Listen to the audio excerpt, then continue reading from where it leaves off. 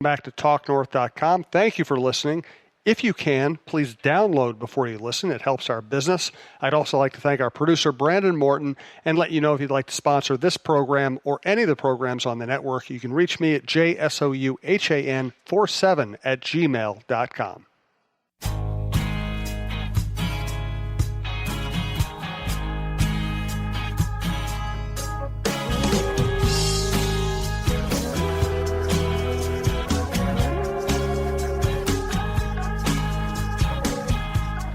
Trying something a little different this week on the Viking Update show. John Krawczynski and I are in the back of the press box at US Bank Stadium after watching the Vikings with a resounding and very important victory, John. Hugely important. Over the Seattle Seahawks. Real table setter for this season. And you know what? This show's going to be a lot like what we as veteran journalists, you're going to hear what we say in the press box. That's kind of going to be the vibe of this show. We're not going to break down tape. We're not going to pretend like this is a big game. This is going to be about just the topics that interest us. This is the TalkNorth.com podcast network. Thanks to our sponsors, Twill and the United Galleria, Tony Hoaglund, your State Farm agent, and Bite Squad, bitesquad.com or the Bite Squad app. Code is TalkNorth for your first delivery fee waived. All right, let's start here. I got here way too early today, and I'm watching the big screen, and they're showing like a training camp preview or review or whatever it is, and Mike Zimmer comes up and he starts bitching about the time of possession difference in last year's season that drove him crazy and hurt his defense. And he's basically doing a rant about John DeFilippo. Yes. I mean, here we are in August of 2019, and he's still complaining about the guy he hired and fired in a very short period last time. And I'm not saying he's wrong. I'm saying he's the guy who hired him.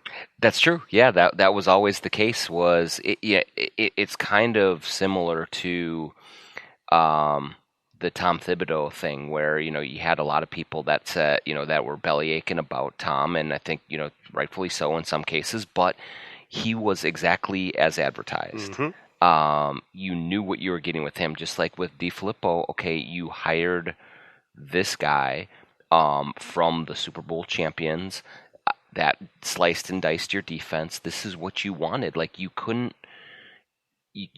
hire someone and then say, "Boy, his playbook is really thick." Like, that was the whole big question, especially when you had Kevin Stefanski right under your nose, all sorts of familiarity, maybe even a little bit more amenable to suggestion from the head coach.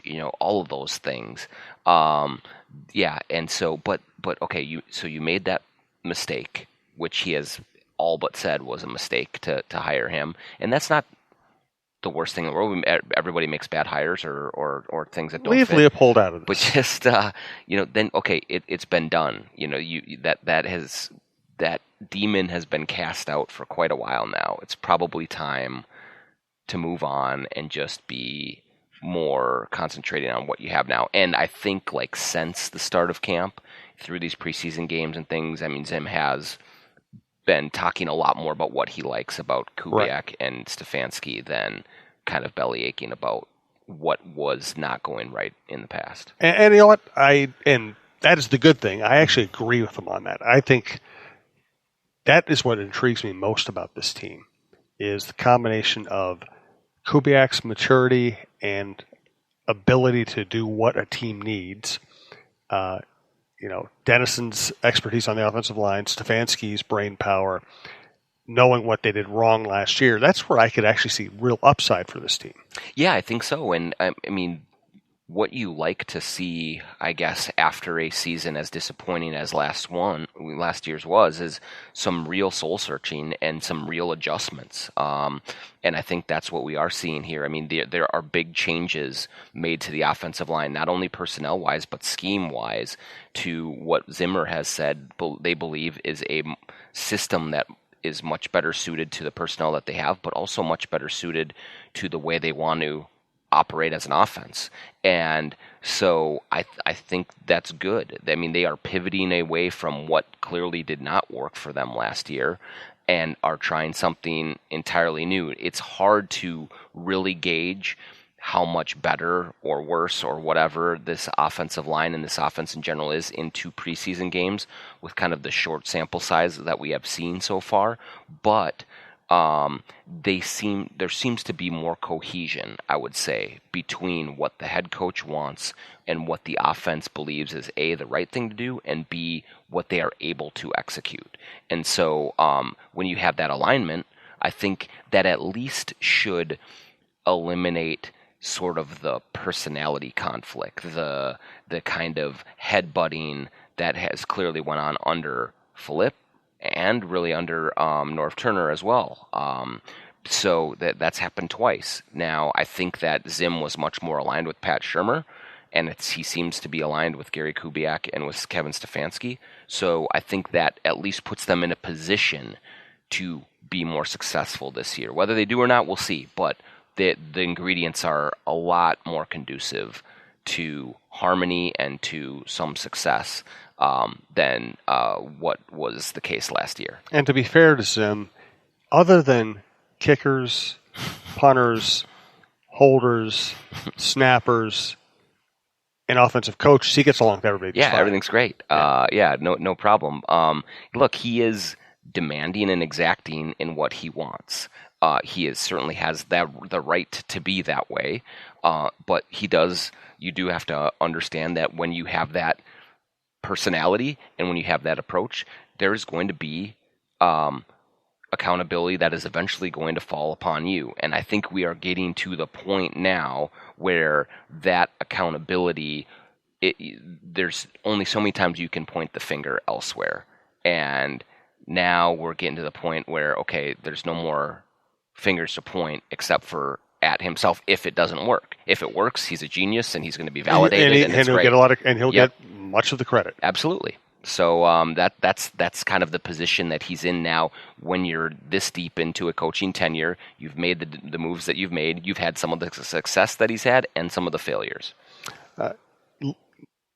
Later this month, when we start previewing the season, I want to get into that topic exactly.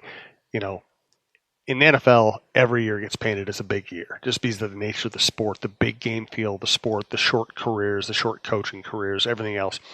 But this year, more so than any other since Zimmer arrived, to me, feels like kind of the uh-oh year. If they don't do it, there are going to be consequences. So we'll save that topic for a longer show later on. I do want to talk more about other quarterbacks here. Let me start by thanking our longest running sponsor, Twill in the Edina Galleria. That's TWILL. I stop by there all the time. It's in the Edina Galleria, right off France. You know where it is. And you know what? It's such a subtle little place. You might have been in the Edina Galleria and walked right past it. Don't. Stop in, say hello to Scott Dayton, his staff. They're just very nice, low-key people. Nobody's ever going to bum rush you. Nobody's ever going to rush you, period. Twill in the Edina Galleria, twillmn.com, Twill on Instagram. I'm here with my wife, Stacy. We went to Twill in the Edina Galleria the other day. We saw Scott Dayton, and I bought the nicest sport jacket I've ever owned, the most comfortable pants I've ever owned. They're Brax. A nice pair of loafers that I can wear to the ballpark. I think they're called Tracks. And I bought a bunch of Stenstrom short sleeve shirts to go with my Stenstrom nice dress shirts. And, I used to wear just disposable clothes. Now when I buy something, I buy it at Twill. I know it's going to last me the rest of my life, and it's going to be comfortable. And on top of that, it's not just the best stuff you've ever had, but it's really everyday things that you can wear and that will fit all occasions. Yeah, I've worn the Stenstrom short sleeve shirts every day this week. When I dress up or even just want to look nice at a game or a Lynx game or something, I wear the Stenstrom dress shirts. But really, the Brax pants are the most comfortable I've ever worn. They are more comfortable than jeans. I never thought I'd have anything more comfortable than a broken-in pair of jeans.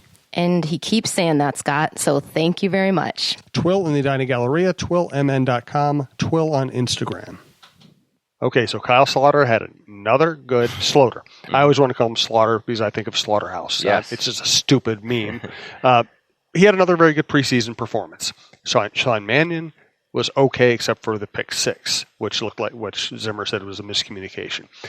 And, of course, Twitter, being what Twitter is, and fans being what fans are, they love Slaughter. They want him to be, if not the backup, the starter.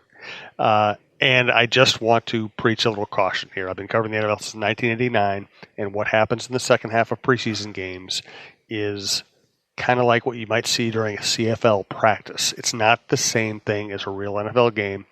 But you talk to coaches too. I'm gonna ask you if you differ from my view in any way. Well, I will say that I totally agree with you, and I do get like the caution flags from scouts and coaches all the time about, hey, don't put too much stock into what you see if a guy blows up, in the second half against second and third teamers.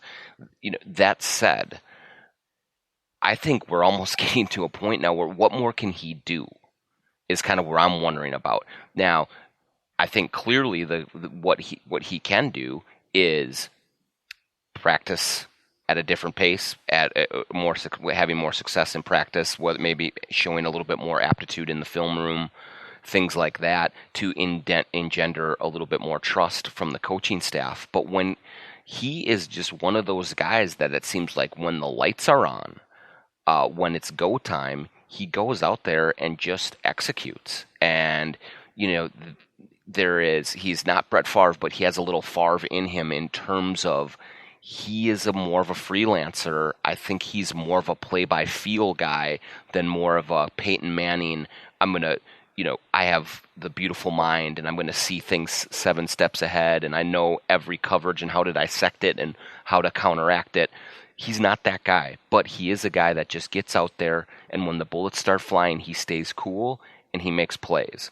And so, you get to a point where you say, gosh dang, this guy keeps showing up. And when you think about what is a backup quarterback, these guys often are thrown into the fire in an emergency situation. They've got to be able to keep a level head, and they've got to be able to make plays kind of out of nowhere. And that's what he's been doing. So I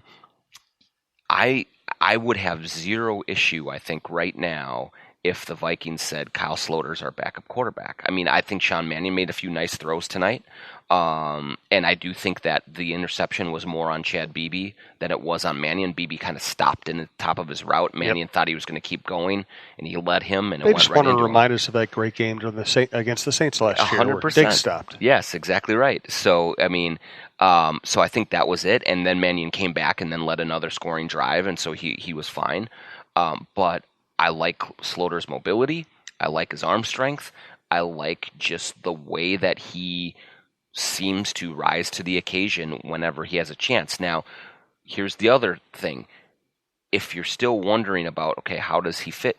Maybe we've seen the Vikings in the past flip-flop their backups. Maybe Sloter's the second backup in next week instead of Mannion. So he maybe plays against a little bit better competition, and maybe you get a little bit more of an accurate portrayal of who he is and what he's able to do. I don't know, but he just keeps showing up and keeps playing well when he's given that opportunity, and so it's hard to ask much more than what you've seen from him in these roles. What I keep hearing from people around the Vikings with the Vikings is, Mannion is not very good. And then I'll ask, who's the backup? Oh, Mannion.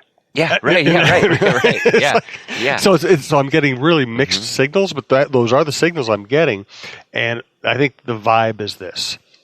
If Kirk Cousins got hurt in the second quarter of a game, you'd want Sloter to go in because he would run around and make some plays. And if Kirk Cousins got hurt in the second game of the season and you had to start somebody else for three games to get through the injury period, they'd feel more comfortable with Mannion because I think he'd run the playbook more. And that is a tough choice to make, man. It's I don't know what the right answer is, but I think their answer is Mannion. Yeah, I would tend to agree with you. I think that they are big on trust, understandably so.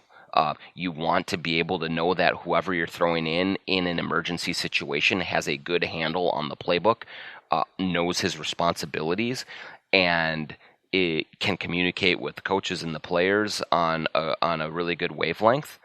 And I do think my read is that Slaughter might be a little flighty, maybe, hard to rely on that they think. And again, like when you see him in practice, he is not the same guy as when you see in the games. Nope.